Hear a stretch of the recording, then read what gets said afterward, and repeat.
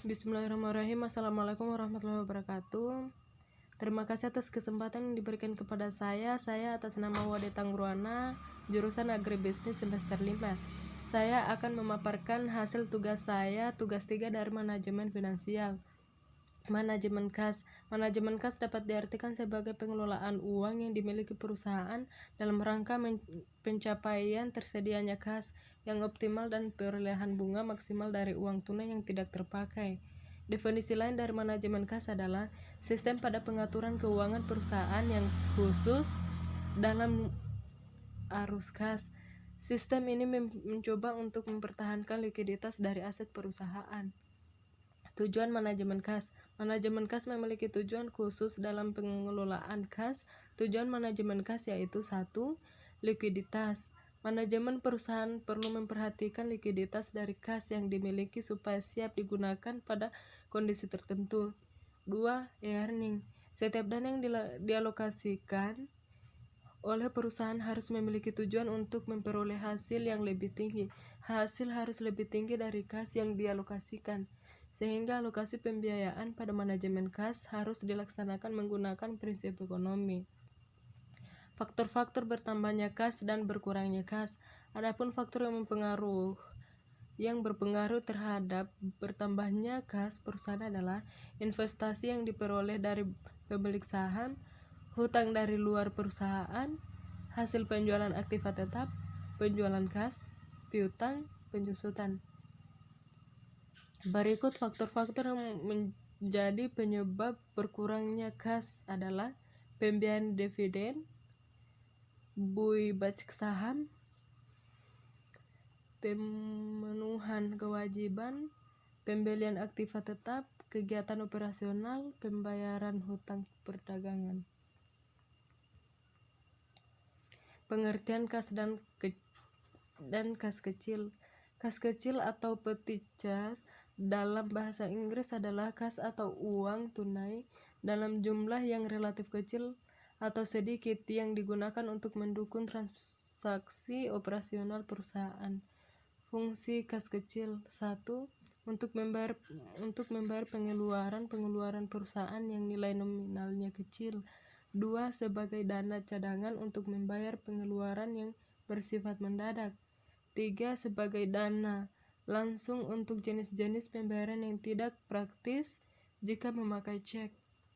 4. Untuk mempercepat proses pembayaran yang tidak praktis jika menggunakan lampiran keuangan yang perlu ditandatangani direktur terlebih dahulu. Cara pembentukan kas kecil: A. Dimulai dengan pembuat taksiran atau estimasi terlebih dulu beberapa banyak kas yang dibutuhkan untuk pengeluaran yang akan dibiayai. Penggunaan kas kecil tersebut selama periode tertentu, biasanya periode 1 bulan. B. Selanjutnya perusahaan akan mengisi dana kas kecil dengan mencairkan dana dari rekening bank. Pada sistem pengendalian internal harus ada pemisahan antara pengelolaan dana kas kecil dengan pengelolaan dana kas pusat, kasir umum, di mana kas umum ini yang biasanya mengelola pengeluaran atau pembayaran dana cek dengan cek melalui rekening bank. Laporan keuangan. Ada 3 jenis laporan keuangan yang sering digunakan, yaitu A. Neraca, B. Laporan laba rugi, C. Laporan aliran kas. A. Neraca. Neraca menggambarkan kekayaan yang dimiliki oleh perusahaan pada waktu tertentu. Neraca disusun berdasarkan perasaan aset, kewajiban tambah modal saham.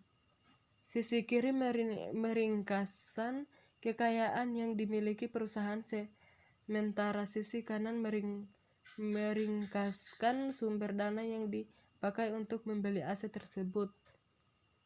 Laporan laba rugi. Laporan keuangan laba rugi diharapkan bisa memberikan informasi yang berkaitan dengan tingkat keuangan, risiko, fleksibilitas, tingkat keuntungan mencerminkan prestasi perusahaan secara keseluruhan. Risiko berkaitan dengan ketidakpastian hasil yang akan diperoleh oleh perusahaan. Lanjut,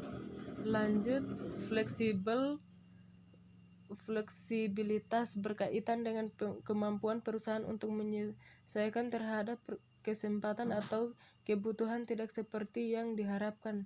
Kemampuan penyesuaian. Kemampuan operasional mengacu pada kemampuan perusahaan menjaga aktivitas perusahaan berdasarkan tingkat kegiatan tertentu. Laba sama dengan pendapatan kurang biaya. C. Laporan aliran kas. Laporan aliran kas meringkas aliran kas masuk dan keluar perusahaan untuk jangka waktu tertentu. Laporan aliran kas diperlukan karena dalam beberapa situasi laporan laba rugi tidak cukup akurat menggambarkan kondisi keuangan perusahaan. Laporan aliran kas ini ingin melihat aliran dana, yaitu berapa besar kas masuk, sumber-sumbernya, berapa kas keluar, dan kemana kas tersebut keluar. Karena itu item-item dalam laporan aliran kas dikelompokkan ke dalam 3 bagian besar, yaitu 1. Aliran kas dari kegiatan operasional, 2. Aliran kas dari kegiatan investasi, 3. Aliran kas dari kegiatan pendanaan. Pada waktu menganalisis laporan keuangan, beberapa hal perlu diperhatikan. 1. Manajer keuangan perlu melihat tren atau perkembangan dalam laporan keuangan. Laporan keuangan 5 atau 6 tahun ke belakang barangkali bisa digunakan untuk melihat adanya tren-tren tersebut. Lebih spesifik lagi, jika tren menunjukkan perkembangan yang lebih baik, maka perusahaan barangkali berada pada jalur yang tepat dan sebaliknya. Angka-angka yang berdiri sendiri akan sulit ditentukan, baik tidaknya angka pembanding diperlukan untuk melihat apakah angka tersebut itu baik atau tidak baik.